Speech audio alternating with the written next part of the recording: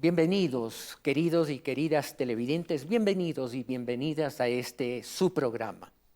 Juntos intentemos una semana más, por la bendición de Dios, juntos tratemos de analizar eventos de la realidad nacional e internacional que en este caso se mezclan por los sucesos acaecidos en el país recientemente.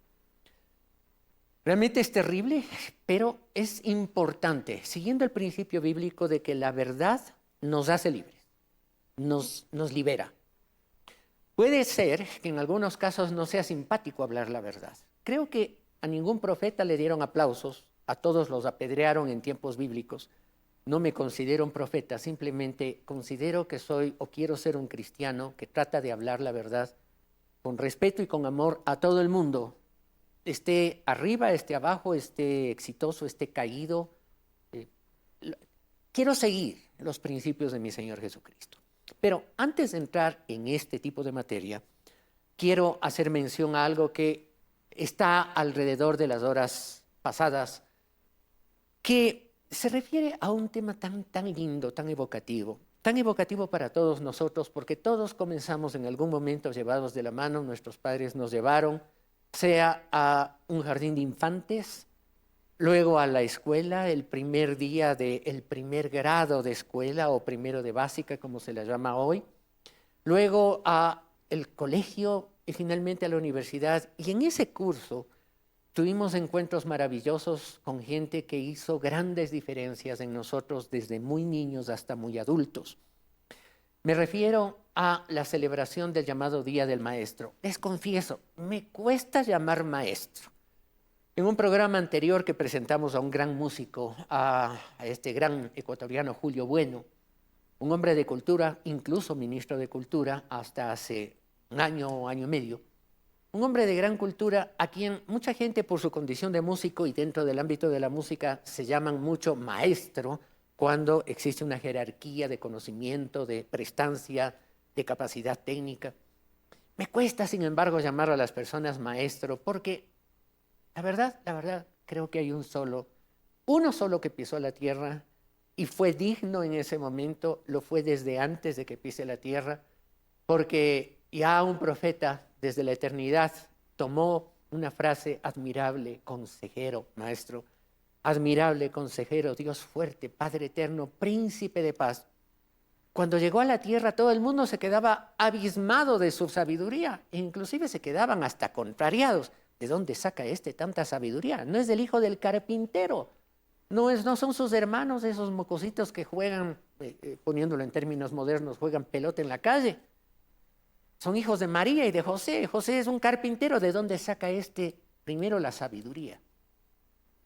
Claro, no se daban cuenta de que el hijo de María, hijo atribuido a ese maravilloso hombre José, era el hijo del Dios viviente, el que representaba y encarnaba la sabiduría entera de los siglos y de más allá de los siglos. El Hijo del Dios vivo, el Señor Jesucristo. Él sí, maestro. Y no solo maestro, sino maestro de maestros, si es que alguien se atreve a llamarse maestro. Algún filósofo muy importante sabía decir que si en una habitación, en un salón, entrara una figura como Julio César, todo el mundo se pondría de pie admirado por la historia, las realizaciones históricas de un Julio César, el emperador romano, el cónsul romano.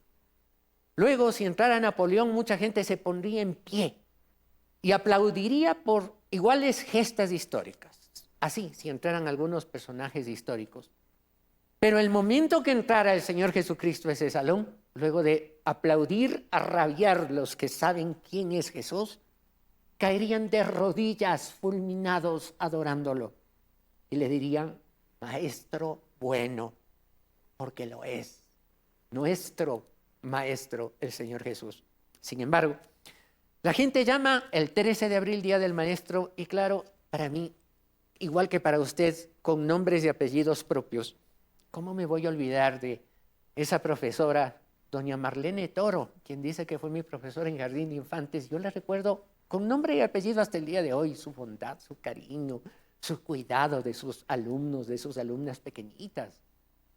¿Qué decir de una doña Paquita, que no recuerdo su apellido, pero la recuerdo como que la estuviera viendo en este momento, hasta un cuarto curso en donde tuvimos todo ese grupo de muchachitos, tuvimos el honor de encontrarnos con un profesor a toda orquesta con letras mayúsculas, don Jaime Álvarez Ortiz, que cuando los 13 de abril yo siempre lo menciono en cualquier entrevista que me hagan en los medios o en esta oportunidad, en este programa, porque no solamente fue un profesor, un educador, sino un verdadero padre para ese grupo de, ¿qué seríamos? 30, 40 muchachitos.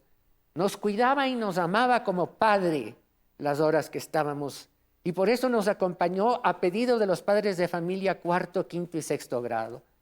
Impresionante.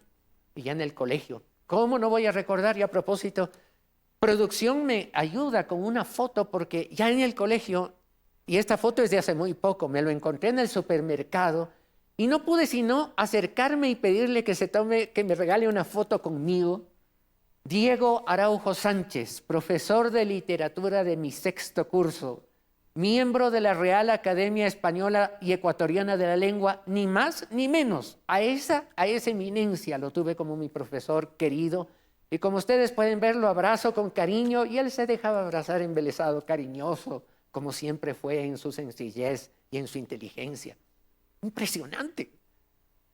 Un Diego Araujo en esa categoría. Otro profesor que recuerdo en sexto curso, Yamil Maguad Bit, a la vuelta de los años presidente de la República del Ecuador. Hace pocas horas le vi una entrevista en CNN. Como siempre, brillante para el análisis.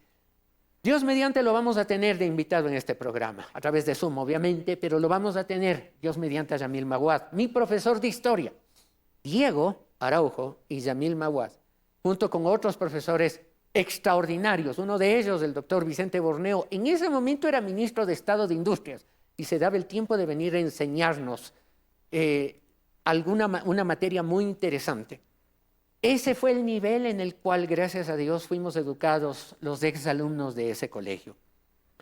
Pero, queridos amigos, yo siempre recuerdo también el cariño que deben haberme tenido y la paciencia, porque yo hice una tesis de grado, en la época había que hacerlo para graduarse del colegio, y mi tesis de grado fue sobre el periodo 1830-1845, con unos pronunciamientos que, si ustedes tendrían la oportunidad de leer la tesis, dirían, ahora entiendo por qué ahora habla como habla, pues en este programa Actualidad a la Luz de la Biblia, porque mocoso de 15 años me aventaron antes de hora a la escuela y al colegio, pero un mocoso de 15 años rayando los 16 se lanzó a hacer críticas muy fuertes, no solo contra Juan José Flores, el venezolano que fungió de ecuatoriano y presidente por 3 periodos, pero principalmente también contra José Joaquín de Olmedo, a quien, recuerdo, le califiqué de oportunista. El poeta oportunista, porque cuando Juan José Flores estaba desterrado le mandaba literalmente al pan, como dicen los jóvenes.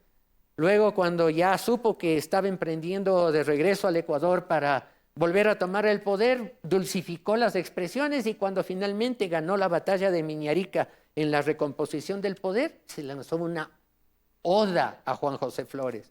Por eso lo llamé, teniendo yo apenas 16 años, alrededor, días menos de 16 años, así fue el espíritu para analizar que Dios, a través de mis padres y mis maestros, profesores, a quienes rindo todo el recuerdo, cariñoso homenaje y el agradecimiento por haberme formado, igual que usted lo hace con sus profesores o sus profesoras.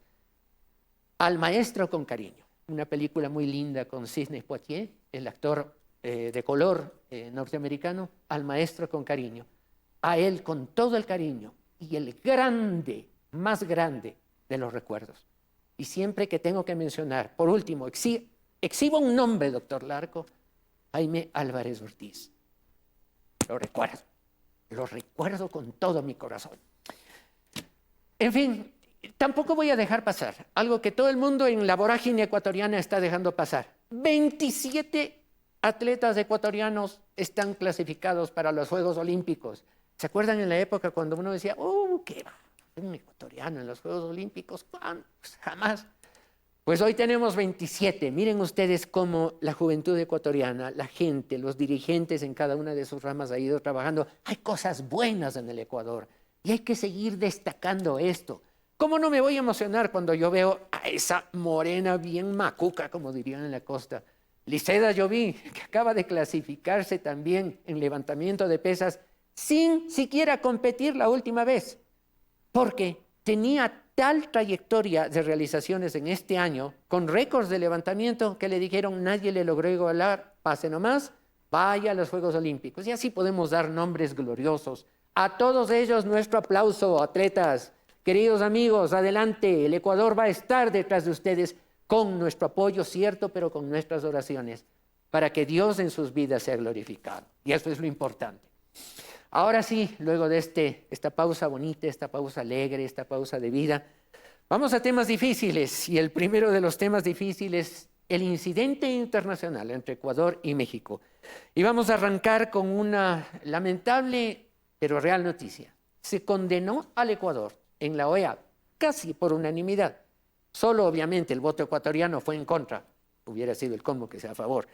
Pero solo el voto ecuatoriano, la abstención de El Salvador y todos los demás países condenaron la incursión de fuerza policial respaldada por fuerza militar del Ecuador, invadiendo y violando la inmunidad de la Embajada de Venezuela en Quito. Veamos lo que la OEA dijo en su momento. Cortesía de Teleamazonas. El rechazo al Ecuador fue casi unánime. Este miércoles, con 29 votos a favor, la Organización de Estados Americanos aprobó una resolución que condena la intrusión de la policía ecuatoriana en la embajada mexicana para detener a Jorge Glass. Por petición de Colombia y Bolivia, la OEA se reunió por segunda ocasión esta mañana para tratar este conflicto diplomático. El único país que votó en contra fue Ecuador, mientras que El Salvador se abstuvo y México y Venezuela no asistieron.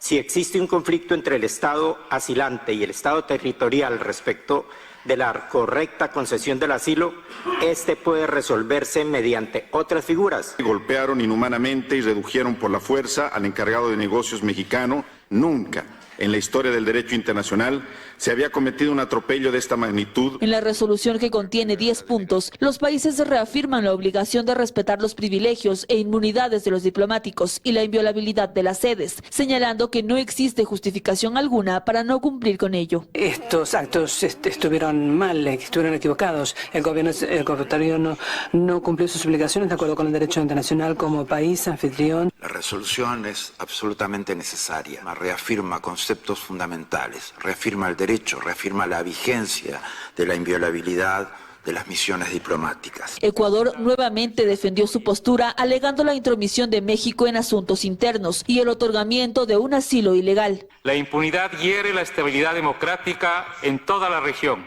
Avanzar en un proceso de conciliación pasa por convenir en las bases de un nuevo entendimiento bilateral, sin pretender que una u otra norma tenga mayor o menor validez. Además, recalcó la necesidad de revisar los tratados internacionales sobre el mismo, y si bien la resolución rechaza las acciones de Ecuador, también pide a las naciones respetar en su integridad esta figura de protección. Respetar la Convención de Caracas se aplica tanto para el Estado territorial como para el asilante, quien deberá tener especialmente en cuenta en qué casos no correspondería conceder el asilo diplomático, incluyendo a las personas procesadas por delitos comunes. Aunque por ahora no existirán sanciones, los estados sí hacen un llamado a resolver el conflicto por la vía del diálogo lo más pronto posible. No hay mucho que agregar a la altura en la que estamos, no hay mucho que agregar. Lo que sí exhorto a todo el mundo, lado y lado, a todo el mundo, es que este tipo de temas de esta gravedad tienen que ser analizados siempre a la luz de la sabiduría y de la ecuanimidad, sin apasionamientos, ni odios, ni favoritismos a favor de nadie o en contra de nadie. La contaminación de este tema es precisamente porque los bandos políticos, que no solamente son nacionales, sino también internacionales, hacen que un López Obrador, de manera aparentemente torpe, y alguna gente dice es que es un torpe, no articula una palabra. He oído comentarios a nivel muy respetable diciendo algo así. En realidad no es un torpe, ya lo voy a decir. Uno comentarios que a la final sí son torpes, más allá de la intención con la que fueron lanzados, aquello de denigrar la elección ecuatoriana como atribuyendo la manipulación del impacto del asesinato del candidato Villavicencio, este tipo de cosas intolerables, porque son principios de derecho internacional de no injerencia en asuntos propios e internos de un otro Estado, manipulado para poder camuflar y para que pase suavecito el asilo concedido. Y aquí no meto nombres y apellidos. Concedido a una persona que tiene 2 sentencias ejecutoriadas por delitos cometidos en el Ecuador. Llámese como se llame. Tiene 2 sentencias. Puede llamarse Pepe, puede llamarse José, puede llamarse Pancho, puede llamarse Francisco, lo que sea. Tiene 2 sentencias. Le dan asilo a pesar de que la Convención dice que no se debe dar asilo en casos de delincuencia común. Claro, es cierto también que resulta que esa persona desempeñó una alta magistratura en el país, lo cual mezcla el tema de delitos comunes con pasiones políticas. Y eso es el pretexto que el presidente mexicano y su industria meten para darle un asilo que enerva las tensiones en el Ecuador, y el resultado es tomar una muy mala decisión que, como vemos, fue condenado prácticamente por unanimidad, porque normalmente los interesados no votan, no debió haber votado el Ecuador, pero votó en contra porque así lo dicen las reglas, está bien, pero prácticamente por unanimidad todos los estados condenaron la intrusión de la fuerza policial ecuatoriana dentro de la Embajada de México, por la fuerza. Eso no debió haber ocurrido jamás. Cuando uno tiene la cabeza fría, el corazón sereno y los pies sobre la tierra, es decir, cuando uno trata de ser bien objetivo en lo que dice y en lo que piensa, es indudable que la metedura de pata del Ecuador hoy le tiene contra la pared, con un México que le amenaza con un juicio que ya fue depositado ante la Corte Internacional, un pedido de suspensión de las Naciones Unidas de la participación ecuatoriana y todo lo que se les pueda ocurrir, porque el orgullo de unos y el orgullo de otros chocaron en un incidente de un viernes en la noche que pudo haberse llevado.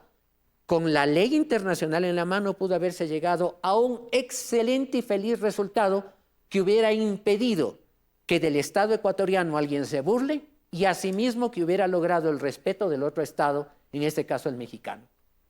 Creo yo que entre toda la vorágine de pasiones políticas que se dio alrededor de esto, no hay mejor intervención más sesuda, inteligente, técnica, de un diplomático, y curiosamente, gracias a Dios, un diplomático ecuatoriano, que la intervención que a continuación vamos a ver, cortesía de Teleamazonas, perdón, de Ecuavisa, la intervención que hizo en una entrevista, un segmento nada más, la entrevista es extraordinaria, pero ponemos un solo segmento del ex canciller, embajador de carrera ecuatoriano. Ya hubiera sido bueno que el Ecuador tenga el consejo de gente tan inteligente, sesuda y experta como este embajador y otros más que los hay. Hay un Francisco Carrión, y así podría mencionar ya varios nombres, un Marcelo Fernández de Córdoba. En el sistema, en el servicio exterior ecuatoriano han habido grandes hombres como un Barrera Valverde, como un Diego Cordobés. Qué bueno hubiera sido consultar con ellos dentro del marco de algo que la ley de servicio exterior sí establece, que se llama Junta Consultiva de Relaciones Exteriores. Qué bueno hubiera sido consultar con todos ellos. Como dice la Biblia, en la multitud de consejeros hay sabiduría, pero no se hizo así. El resultado fue lo que estamos viendo. Ecuador condenado prácticamente por unanimidad en la OEA. ¿Qué pasará si llega este tema a la ONU? Espero que no llegue a... Pero los países no van a quedarse quietos, porque la violación a un principio de derecho internacional sagrado como es la inviolabilidad de las embajadas fue gravemente afectado. Veamos qué es lo que dijo el embajador Luis Gallegos. Yo creo que esto no tiene que ver solamente con México. La resolución de la OEA tiene que ver con inmunidad de locales diplomáticos. El hecho es que México ni siquiera asistió a la reunión. Los 29 votos a favor no fueron con el voto de México, el único voto en contra fue del Ecuador y la abstención del Salvador. Las ausencias fueron de México y Venezuela. Yo creo que además más de 100 países han expresado su condena a la intromisión en el local de la Embajada de México en Quito, pero se refieren al principio de inmunidad de locales. Este es un tema complejo para la comunidad internacional. No hay que mirarlo solamente con un hecho mexicano, hay que mirarlo como un hecho de la comunidad internacional respecto a locales. Días antes, Israel había atacado un consulado de Irán y eso fue tratado por el Consejo de Seguridad de las Naciones Unidas. El tema de la inmunidad de jurisdicciones y la inmunidad de locales diplomáticos tiene que ver fundamentalmente con el ejercicio de esas embajadas y todos los países, inclusive la Santa Sede en su alocución en la OEA, menciona fundamentalmente el respeto a ese principio. Tan claro, tan simple, tan objetivo como lo que acabamos de oír del ex canciller ecuatoriano y embajador de carrera, a mucha honra para nuestra patria, el embajador Luis Gallegos. Libre de pasiones, poniendo los puntos sobre las IES. Algo que no se ha dicho en el ámbito nacional e internacional es que invadir una embajada, según la Convención de Viena, constituye un acto de agresión tan grave, equivalente a una agresión de guerra. Así de claro. Pero lo grave de esto es que las pasiones reverberan, ya en el ámbito local ecuatoriano, reverberan de tal manera que quiero que ustedes vean lo que cortesía de Teleamazonas y otros canales los reportaron, un acto cuando la Asamblea vuelve de su vacancia, a las 7 y algo de la mañana, reunión de la Comisión de Relaciones Internacionales para tratar un tema de esta gravedad y convocados el ministro de Defensa, la ministra del Interior y la ministra de Relaciones Exteriores. Vean ustedes lo que pasó volviendo de las vacaciones en la legislatura ecuatoriana.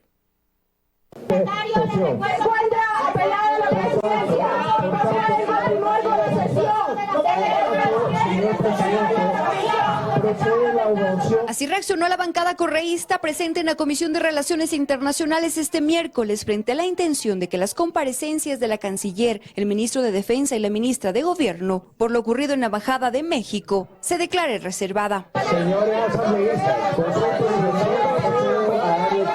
Entre insultos y señalamientos, la legisladora Raiza Corral de la Revolución Ciudadana apeló a la presidencia del legislador de ADN, Jonathan Parra, pero el pedido no prosperó y esto encendió nuevamente los ánimos.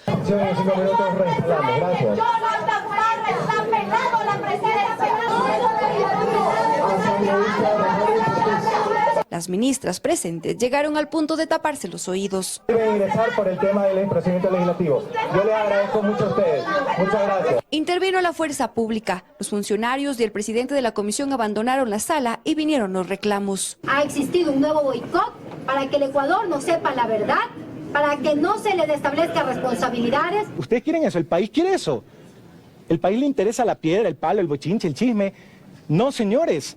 El país quiere respuestas. De los 3 ministros convocados, solo la de Gobierno, Mónica Palencia, pudo intervenir. Dijo que ha sido víctima de amenazas e hizo un relato de los hechos y explicó que en enero de este año pidió a la Embajada de México entregar a Jorge Glass. Más aún, señores, porque yo a la Embajada de México en la reunión de diciembre le di a conocer la política interior del gobierno ecuatoriano y le dije claramente: ningún pacto para fines legislativos incluye convenios sobre impunidad. La política es y será cero tolerancia a la corrupción. Y les invité a no desnaturalizar la misión diplomática de un país. Finalmente, los incidentes obligaron a suspender la sesión. Antes de abandonar la asamblea, la canciller Gabriela Sommerfield se refirió a la resolución de la OEA. Es una resolución justa donde se ve el incumplimiento y el uso de las sedes diplomáticas también. Así que vamos adelante como Ecuador, vamos a hacer respetar también nuestra versión de los hechos. Este fue el atropellado reinicio de las actividades en la Asamblea luego del receso legislativo. Y esto va para todos en este evento, en este incidente que acabamos de verlo. Va para todo el mundo. Probablemente se libra el ministro de Defensa, que no alcanzó a decir yo me llamo. Probablemente se libra la ministra de Relaciones Exteriores, que lo único que hacía era taparse los oídos porque no aguantaba los decibeles del griterío. Y la ministra de Gobierno o del Interior, la señora Palencia, que algo alcanzó a decir y tuvo que soportar después todo el griterío. Y cuando yo vi esto, decía, caramba, solamente faltó por ahí oír un caserita, aquí hay hornado, tal cosa, y aquí le vendo las papas más barato, etc. Y yo decía, a ver, ¿esto será lo más parecido a un mercado popular?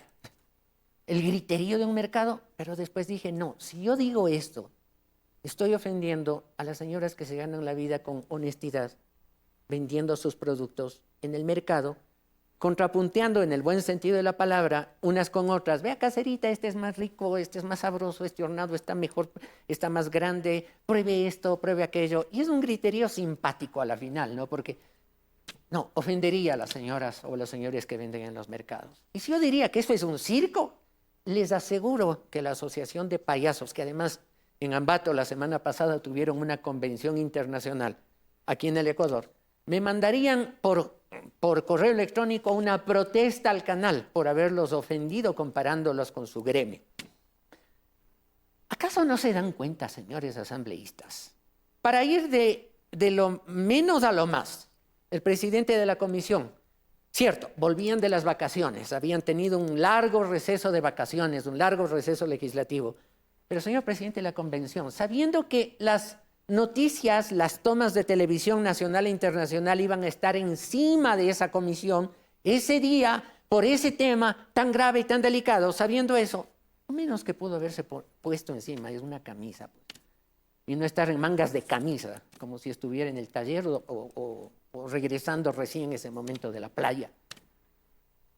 Ubíquese, respete lo que el pueblo ecuatoriano le dio el honor de ser un legislador.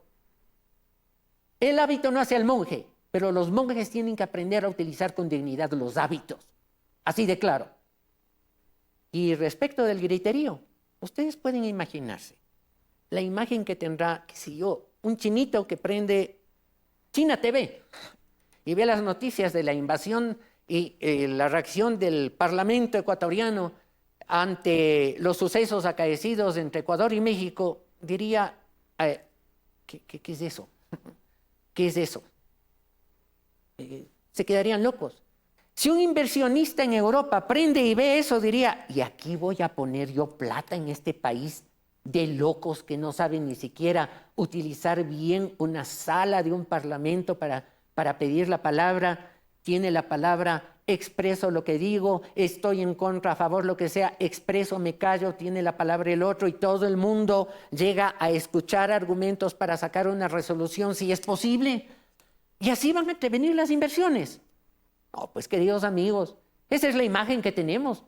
Yo recuerdo que cuando fui diplomático ecuatoriano en compañía de un brillante, lo mencioné hace poco, de un brillante diplomático como es el ex canciller también, Francisco Carrión, cuando ocurrió lo del Taurazo,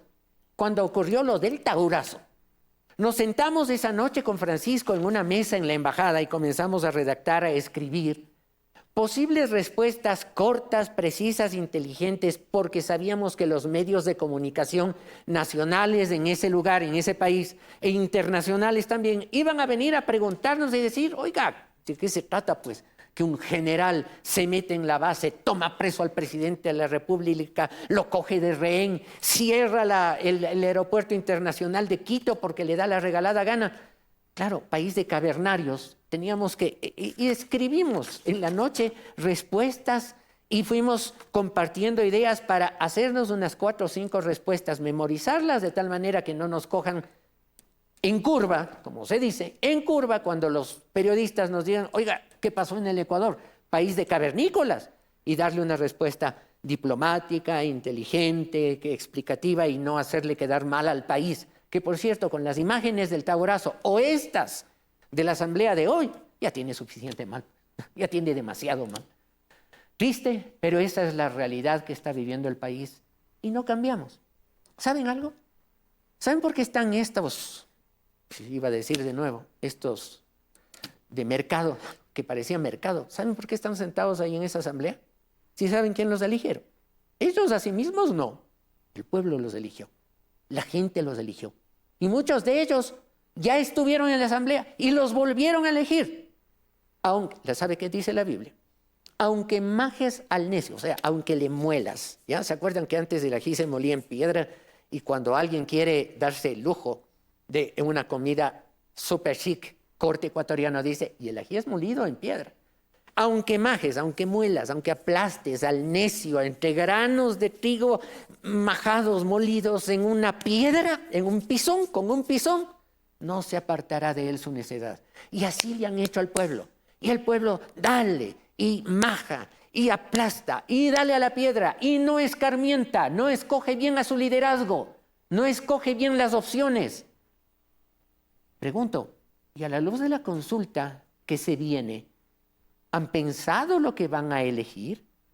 ¿Han pensado qué camino van a tomar? ¿Qué soluciones van a propiciar? Ya nos vamos a referir más tarde de este programa, pero vamos, porque no quiero que se quede ninguna noticia el día de hoy y producción en esto me ayuda picándome con una espina. Tenemos un tema de consulta popular que es muy debatido, muy importante, porque si no se lo resuelve nos quedamos igual y si se lo resuelve en función de la consulta, probablemente se abran puertas para el gran problema que tienen los ecuatorianos, que a propósito vamos a exhibir algún criterio de los principales problemas de los ecuatorianos, entre ellos el tema de la pobreza, que preocupa al 9.1% de los ecuatorianos, el tema de la pobreza. Y hay pobreza porque no hay trabajo. De tal manera que la falta del trabajo, 12.6%, sumado 12.6%, el tema de la falta de trabajo es del cuarto desde izquierda a derecha.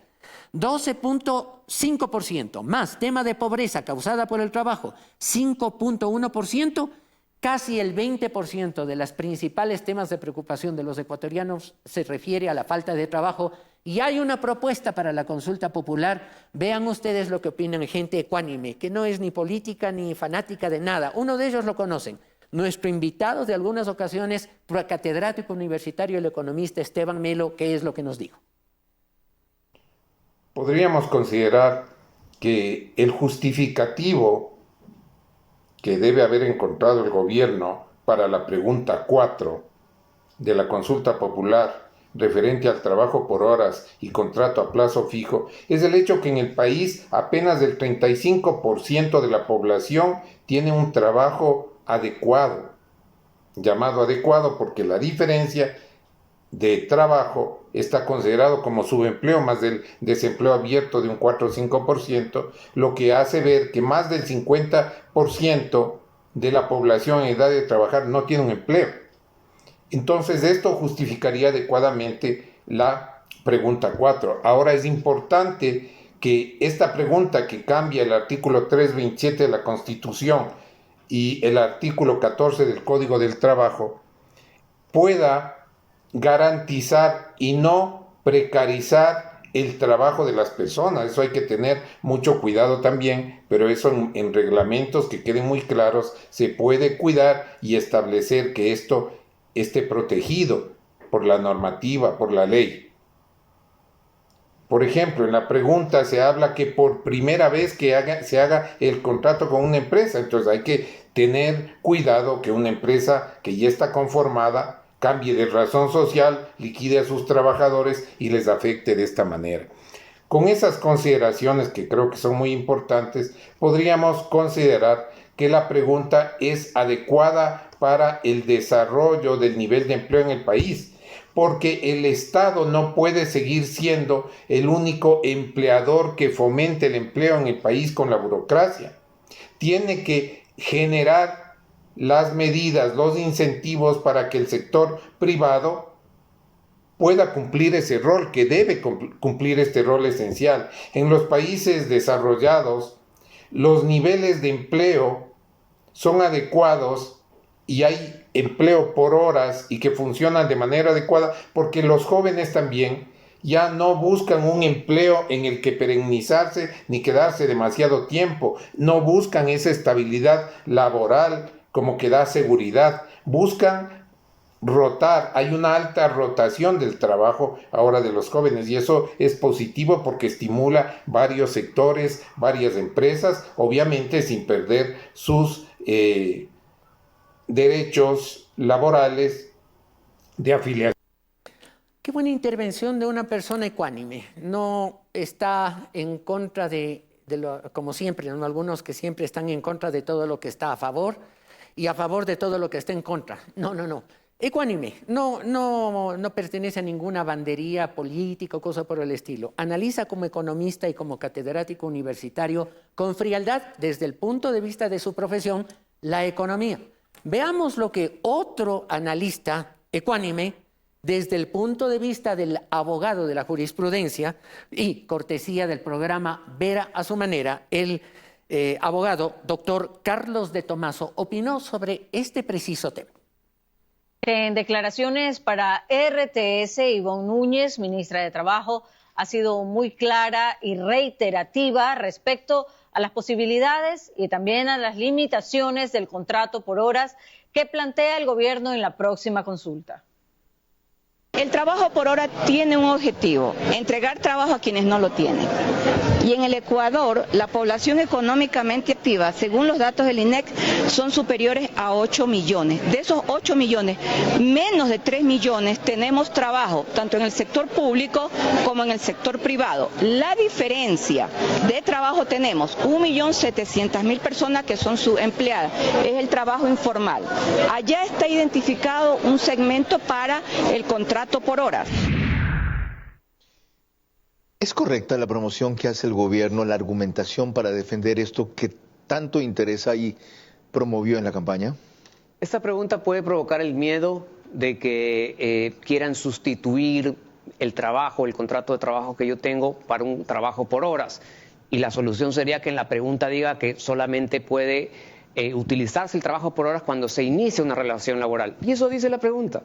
La pregunta dice con exactitud que ¿está usted de acuerdo con enmendar la Constitución para reformar el Código de Trabajo para efectos de incorporar el trabajo por horas cuando se celebre por primera vez entre el empleador y el trabajador? Es decir, no hay riesgo alguno de que quien tenga un trabajo le quieran cambiar su contrato de trabajo por uno de trabajo por horas, porque expresamente la pregunta protegió los derechos adquiridos y protegió que eso no puede pasar. Y es más, en el texto de la pregunta o de los anexos establece que va a haber sanciones a quien hagan fraude y pretendan sustituir el contrato que hoy tiene el trabajador por uno por horas. Entonces, ese argumento no existe. Lo que sí existe es la posibilidad de que si hoy tienes un trabajo y quieres hacer horas en otro trabajo con un nuevo empleador para tener mayores ingresos, lo puedas utilizar. O si no tienes trabajo, iniciar una relación laboral con un contrato por horas. Es decir, ¿por dónde puede haber miedo en esta pregunta? Así son los desafíos en la historia, a veces de las personas y a veces de los pueblos. Si sigo haciendo lo mismo, el resultado tiene que ser exactamente lo mismo. Si cambio, innovo, si pruebo, si intento de otra manera, es probable que se me abra la oportunidad de cambiar lo que hoy necesito cambiar. Se habla de que hay tantos jóvenes en pandillas. ¿Qué tal si algunos de esos jóvenes les llama a alguien y les dice, mira, salte de eso, te doy un trabajito, te voy a conseguir que aquí en la urbanización trabajes por horas, acá haciendo esto, lo otro? ¿Te interesa?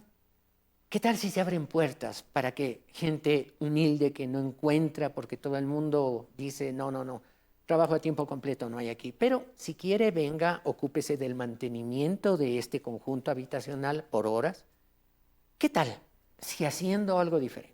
En fin, es la decisión. Aquí no estamos para inducir nada, estamos para hacer y proponer reflexión. Así, ojalá podamos encarar el problema de esos 8 millones de ecuatorianos que son la población económicamente activa, es decir, en condición de trabajar, de los cuales menos de la mitad, solo el 35% tienen trabajo estable. ¿Y el resto? ¿Y el 65%? A ver, ¿con qué para la olla? O cambiamos, o hacemos el intento. Al menos hacemos el intento. Tenemos cosas bien de peso también. Por ejemplo, Veamos ustedes otras noticias que nos erupcionaron en la cara como país, lamentablemente, en el curso de los días anteriores.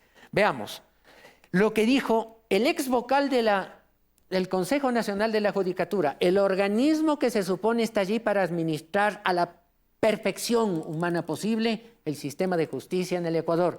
El ex vocal Muñoz, cortesía de Teleamazonas, hoy preso, miren lo que decía o lo que dijo en lo que se había convertido, casita adentro, bien calladitos, en lo que se había convertido la justicia y el Consejo Nacional de la Judicatura en ese momento aquí en el Ecuador.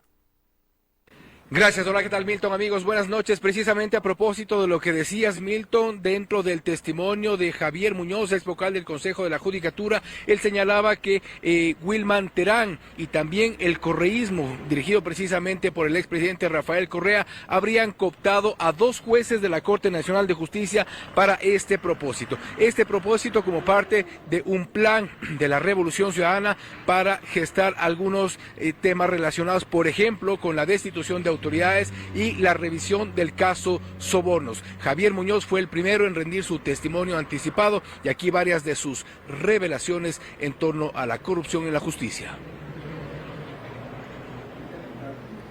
El ex vocal del Consejo de la Judicatura, Javier Muñoz, dice que fue testigo de los planes del correísmo y asegura que fue el propio expresidente Rafael Correa quien le ofreció apoyo político para mantenerlo en el cargo, pero a cambio de gestar un plan que le permitía echar abajo el caso Sobornos.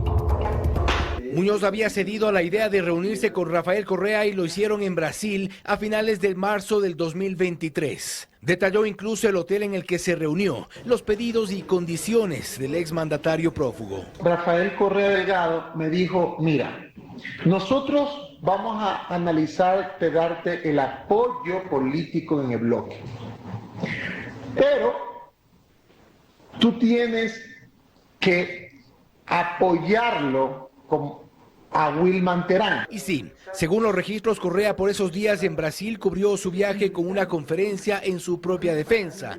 Correa ya intentaba posicionar la hipótesis de la persecución. Ante públicos reducidos hablaba de lawfare. Lo principal es la sentencia, que nadie la cree, ¿verdad? Por influjo psíquico. Verán.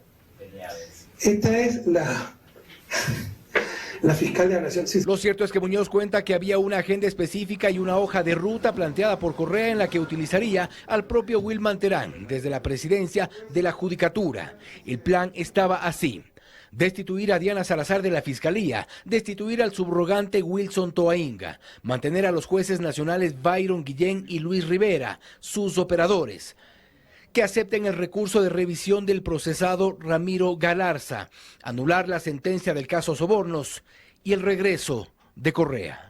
Si él me dijo a mí en esa reunión que el doctor Byron Guillén y Luis Rivera ya estaban ellos cooptados por él para poder tener porque si obtenían ese recurso de revisión a favor, obviamente el caso se caía y ya con eso él podría regresar al país. En el plan de retorno de Rafael Correa, con impunidad garantizada por 2 jueces cooptados por él, según este testimonio, la figura de Wilman Terán era importante, pues había que sacarse del medio a la fiscal general del Estado, Diana Salazar. El señor Wilman Terán me dijo que él iba a hacer las cosas la agenda que me habían dicho.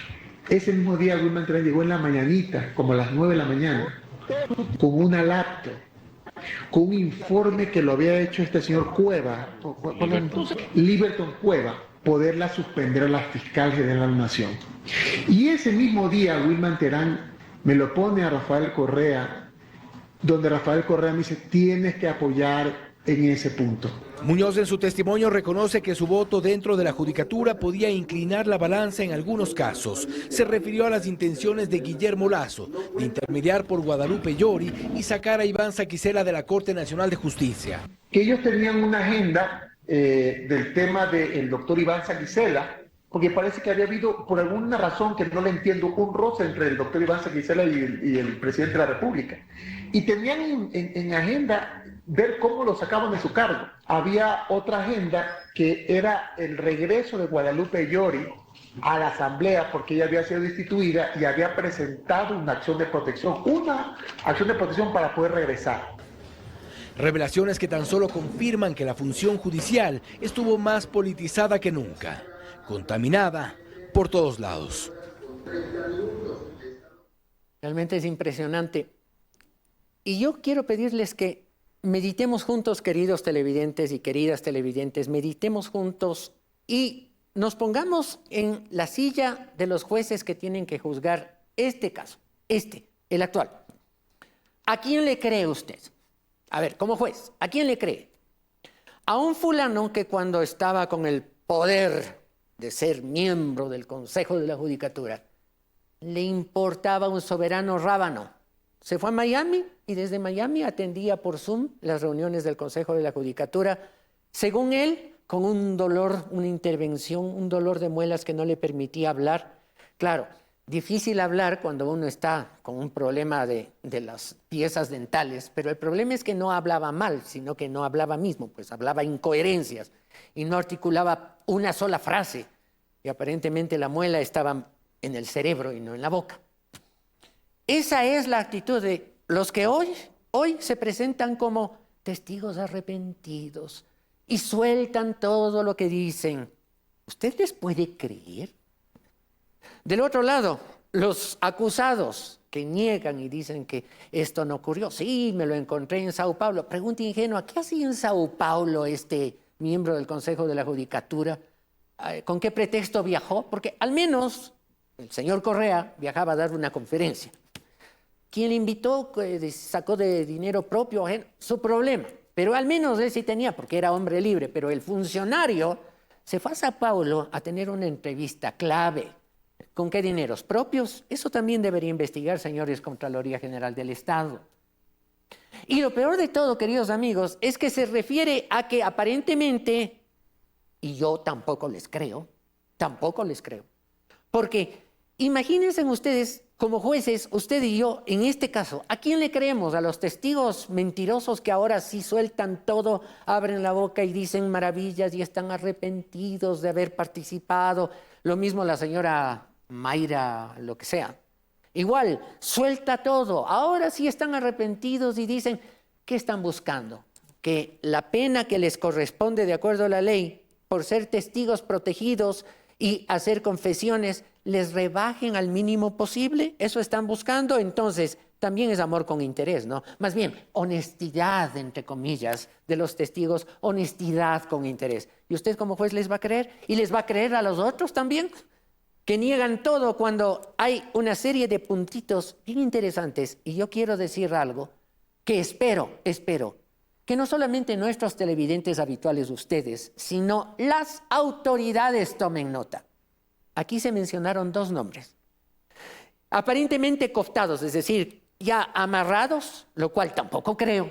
No tengo por qué creer a testigos de esa calaña. Habrían estado los señores Byron Guillén, ex juez de la Corte Nacional de Justicia, y el doctor Luis Rivera. Una pregunta, cuando yo oí este video la primera vez y vi los nombres, inmediatamente recordé que en uno de los chats en que el empleado operador de los amarres de justicia del señor Leandro Norero le decía, jefe, a Norero en la cárcel, le decía, jefe, no se preocupe, y si su caso va a la Corte Nacional de Justicia, ya tenemos ahí hablado, arreglado, tranquilo. Y dio tres nombres, curiosamente, Wilman Terán, Byron Guillén, Luis Rivera. Porque ya les llevamos a Manta y les atendimos con las chicas. ¿Falso o verdadero? Yo creería que verdadero, porque en esa época cuando escribían eso entre el que estaba en la cárcel y su empleado afuera, jamás imaginaron que iba a caer esas comunicaciones en manos de la justicia.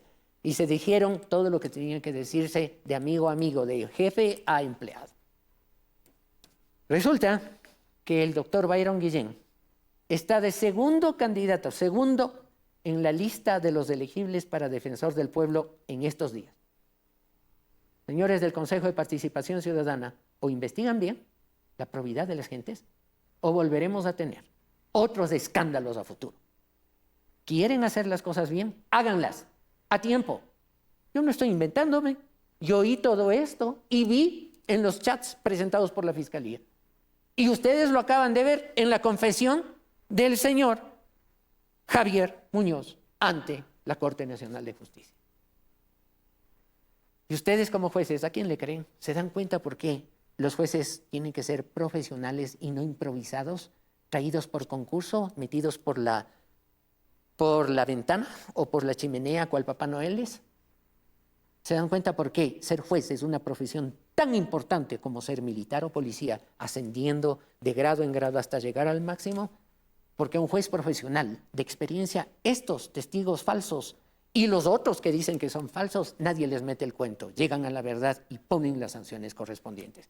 Y a propósito de este tipo de delitos, miren ustedes, cortesía de ver a su manera, lo que opinó el abogado, el doctor Carlos de Tomaso, respecto de el agravamiento de penas para este tipo de delitos, justamente. La G y la H, que son la del incremento de penas y la totalidad y el aumento de penas y que cumplan todas las penas, me parece esas importantes, ¿no es cierto? Porque hoy en día tenemos el 698 y 699 del Código Integral Penal que establece un régimen semiabierto y abierto, es decir, cuando alguien ha cumplido el 60% de la pena se lo empieza a liberar para que se reinserte socialmente, en el otro cuando has cumplido el 80% de la pena, aquí van a cumplir toda, no forman parte, no pueden acceder al régimen semiabierto ni abierto quienes estén en los delitos que están aquí, más en los nuevos delitos que se han incorporado a esta lista, de tal forma de que no vamos a verlos sino hasta el final del cumplimiento de la pena a estas personas, claro, incluido que se les van a aumentar la pena. Entonces paso, eso va a ser una coerción importante y de paso no es para que se los, como dice usted, y de paso no es para que se los reinserte socialmente y peor para que se los rehabilite. Entonces normalmente es para que sigan dirigiendo delincuentes desde afuera. Se acabaron los habeas corpus de que te paso de acá vas a cumplir adentro del, ¿no es cierto? Y luego tenemos lo que es extinción de dominio, lo que es armas y objetos de origen ilícito, que veremos la ley que provoque, si estamos de acuerdo que los bienes de origen ilícito pues se los quiten a las bandas, a todos estos criminales, pues nadie va a estar en contra. Y la de las tenencias de las armas de la policía es importante porque les da ahí responsabilidad. ¿Quiénes manejan el control de las armas de las Fuerzas Armadas, las policías? Han habido muchos delitos que se han encontrado ese tipo de arma, entonces me parece importante. Esa es para mí la menos importante. Extinción del dominio, no cabe duda que es importante. El que no haya beneficios penitenciarios y estas actividades adicionales que ya se le encargan a las Fuerzas Armadas de manera permanente, sin estado de excepción. Control de armas en caminos, rutas, vías y corredores de los centros o de los ingresos a centros de rehabilitación social. Bingo, tenemos herramientas. Qué maravilla que es tener la palabra de Dios cuando nos pone las reflexiones en torno a testigos que ahora hablan y que nunca se arrepintieron antes de haber estado haciendo sus cochinadas, ofendiendo al país. El libro de Proverbios, capítulo 11, versículo 18, dice: el impío hace obra falsa, mas el que siembra justicia tendrá galardón firme. Este es el reto que la palabra de Dios nos pone frente a decisiones que tenemos que tomar en la consulta popular. El impío, todos estos que han hecho chanchullitos y me llamaron y me fui de paseo y me encontré en el hotel y me pidió el apoyo y el juez y le llevamos. El impío hace obra falsa, parecen tan pulcros, tan planchados, pero los pueblos que siembran justicia, que ponen las leyes en orden y hacen el esfuerzo, tendrá premio, galardón firme. Y el libro de Proverbios, Proverbios 12, 19. El labio veraz permanecerá para siempre, la lengua mentirosa solo por un momento. Creyeron que entre amigotes, ¿no? Nunca se iban a delatar. Entre bomberos no se pisan las mangueras, dice el dicho popular. El labio veraz permanecerá para siempre, el que habla la verdad, el que se encara con lo que es correcto. La lengua mentirosa, los delincuentes solo por un ratito y luego se cantan las verdades y todos caen. Espero, todos caigan. Esa es la gran verdad.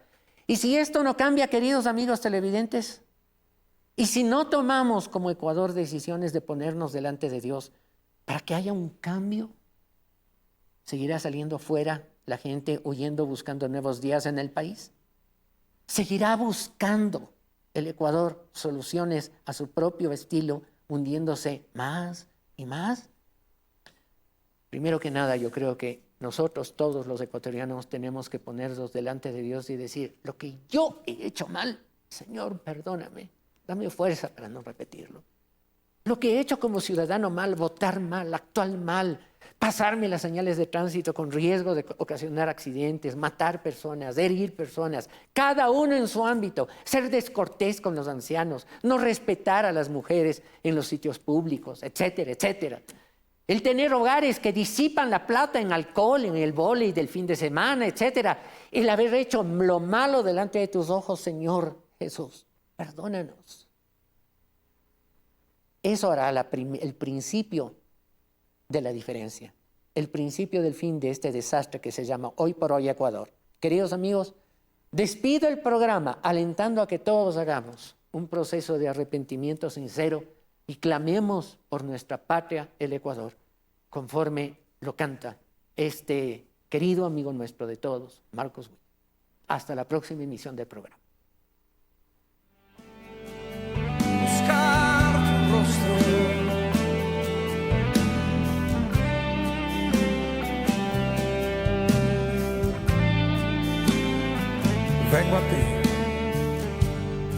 vengo a ti, guíame, santifícame en ti.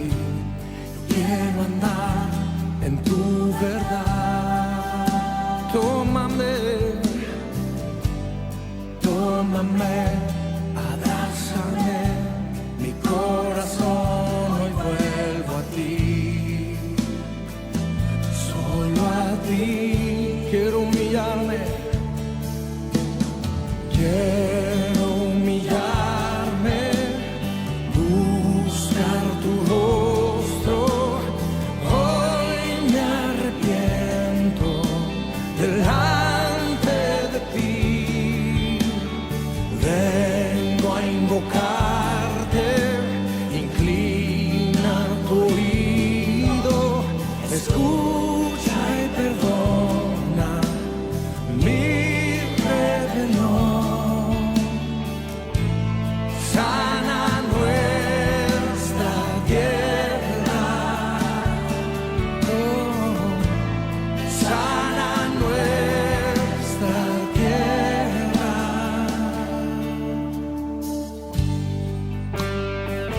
Oh Señor, hazlo.